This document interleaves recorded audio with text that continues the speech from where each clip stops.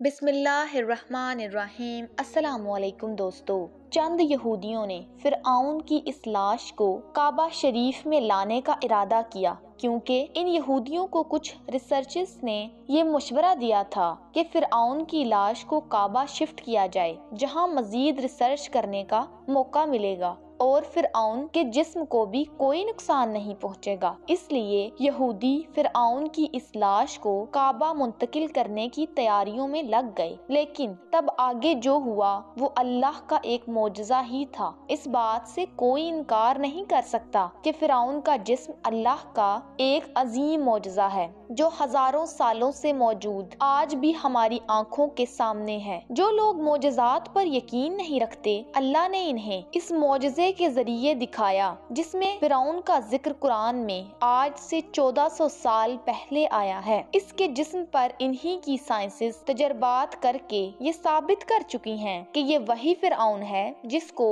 اللہ نے حضرت موسیٰ علیہ السلام کی قوم کا پیچھا کرتے ہوئے سمندر میں غرق کر دیا تھا۔ کئی سالوں سے سائنس فرعون کی لاش پر تجربات کر رہی ہے اور اس کی لاش کو باریکی سے سمجھنے کی کوشش کر رہی ہے۔ دوستو، آخر کیا وجہ تھی؟ ہزاروں سال گزرنے کے باوجود یہ لاش آج بھی صحیح حالت میں موجود ہے۔ سب سے پہلے ایک فرانسیسی ریسرچر ڈاکٹر مورس بوسلی نے ریسرچ کی۔ مورس ہمیشہ سے اس کھوج میں تھا کہ فرعون کی موت کی وجہ سے تلاش کر سکے۔ آخر کار اس لاش میں نمکیات کی تہ کا پتہ چلا جس سے واضح ہو گیا کہ فرعون کی موت سمندر میں ڈوبنے کی وجہ سے ہوئی تھی۔ لیکن دوستو، مورس کو جس چیز نے پریشان کر رکھا تھا وہ یہ چیز نہیں تھی، بلکہ پریشانی کی وجہ یہ تھی کہ ہزاروں سالوں سے پانی میں پڑی ایک لاش آج تک کیسے محفوظ ہو سکتی ہے۔ اس سوال کے جواب میں مورس کو ایک ایسی حقیقت کے بارے میں علم ہوا جسے جان کر وہ پریشان اور حیران ہو گیا۔ وہ حقیقت یہ تھی، کسی نے اسے بتایا جس لاش پر آپ ریسرچ کر رہے ہیں، اس کے بارے میں جو سوال آپ کے ذہن میں ہے، اس کا جواب مسلمانوں کی مقدس کتاب قرآن مجید میں آج سے 1400 سال پہلے سے موجود ہے۔ اب یہ جان کر مورس کی حیرانگی مزید بڑھ گئی۔ وہ سوچنے لگا، ایک لاش جو 1858 میں دریافت ہوئی، اس کا ذکر ایک کتاب میں کیسے آیا؟ اور یہ آج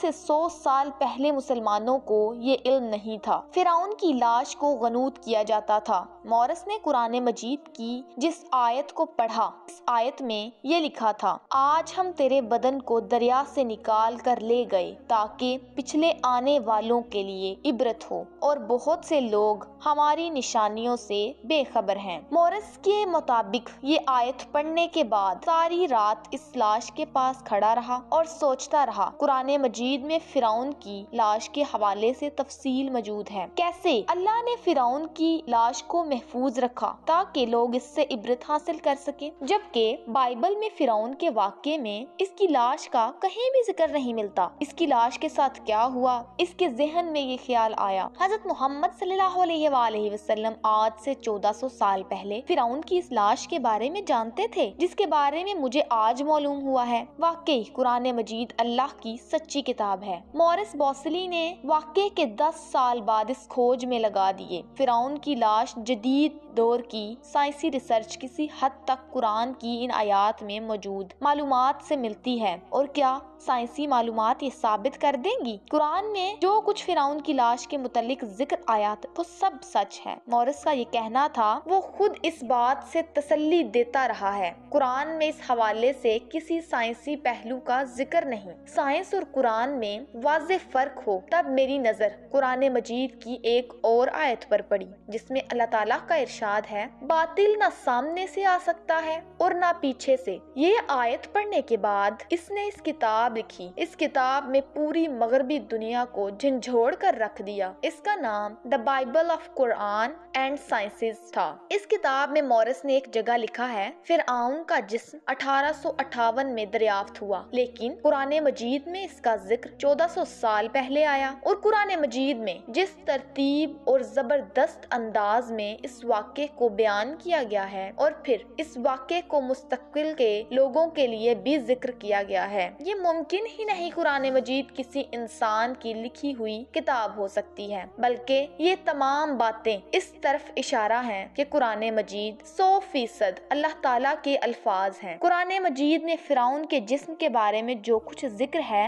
اسے آج سائنس کی جدید روشنی میں دیکھا گیا اور سائنس نے یہ ثابت کیا۔ قرآن مجید میں موجود فرعون کے حوالے سے جو باتیں موجود ہیں، سائنسی ریسرچ بھی قرآن مجید کی ان آیات سے متعلق ہے۔ ان تمام سائنسی ریسرچ کے بعد کچھ سالوں پہلے چند یہودی نے فرعون کی لاش کو کعبہ شریف لانے کا ارادہ کیا، کیونکہ ان یہودیوں کو کچھ ریسرچر نے یہ اصلاح دی تھی فرعون کی لاش کو کعبہ شفٹ کیا جائے، جہاں مزید ریسرچ کرنا آسان ہوگی اور فرعون کے جسم کو کوئی نقصان نہیں پہنچے گا۔ اس لیے وہ یہودی فرعون کی لاش کو کعبہ منتقل کرنے کی تیاریوں میں لگ گئے، لیکن آگے جو ہوا وہ اللہ کا ایک معجزہ تھا۔ جب وہ فرعون کی لاش کو منتقل کرنے کے لیے ایک آدمی تابوت کو پکڑا، ایسے لگا جیسے کوئی چیز اسے کاٹ رہی ہو، تب اچانک سے ان سب کی نظر چونٹیوں کی ایک بڑی تعداد پر پڑی جو فرعون کے تابوت سے باہر نکل رہی تھیں۔ وہ سب تابوت کو وہیں چھوڑ کر باہر آ گئے۔ اس واقعے کے بعد مسلمانوں اور عیسائیوں نے کہنا شروع کر دیا کہ اللہ تعالیٰ کی طرف سے ایک اشارہ ہے، اللہ تعالیٰ فرعون کے جسم کو اپنی مقدس گھر میں نہیں لانا چاہتا۔ اس واقعے کے بعد ان یہودیوں نے فرعون کی لاش کو کعبہ میں لانے کا ارادہ ترک کر دیا۔ پوری دنیا نے دیکھا کیسے اللہ تعالیٰ نے فرعون کو ذلیل و رسوا کر دیا، وہ فرعون جو خود کو نعوذ باللہ خدا سمجھتا تھا۔ قرآن نے فرعون کی جاہلیت کا ذکر ایک مکمل انداز میں کیا گیا ہے۔ قرآن مجید میں اللہ تعالیٰ کا ارشاد ہے، فرعون نے کہا میرے لیے ایک بلند عمارت بنا تاکہ میں راستوں تک پہنچ سکوں،